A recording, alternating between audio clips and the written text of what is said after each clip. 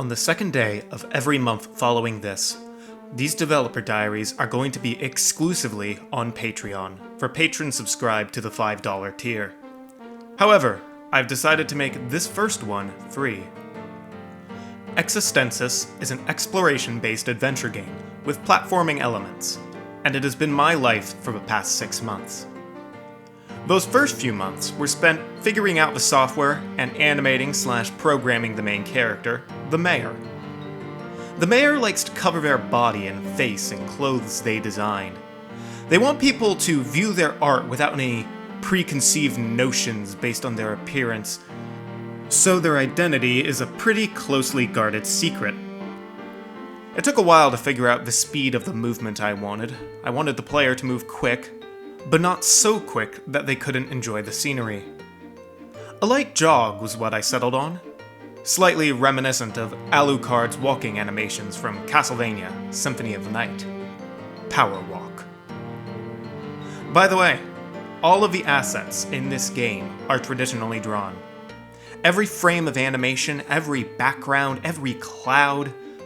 Obviously, I have to edit them in Photoshop to make them usable in Game Maker, but all of the lining and coloring is done on paper. After figuring out the software and the character's movement, I went forward with creating the first 2 levels, Portress and the City of Ra.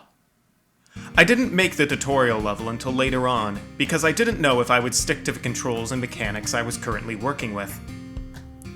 It was going well, save a few issues figuring out how to do one-way platforms. I was ready to program the dialogue system. The first iteration of this system was clunky and overall very time-consuming to program for, but it's what I had.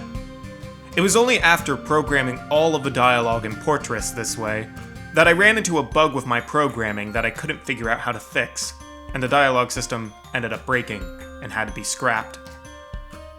I used this opportunity to completely recreate the dialogue system, this time more efficiently programmed, more organized, and easier to read.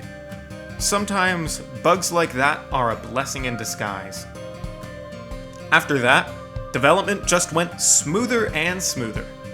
I was able to make the next area much quicker, as I actually knew what I was doing now. My workflow allows me to complete each level in a bit less than a month and a half.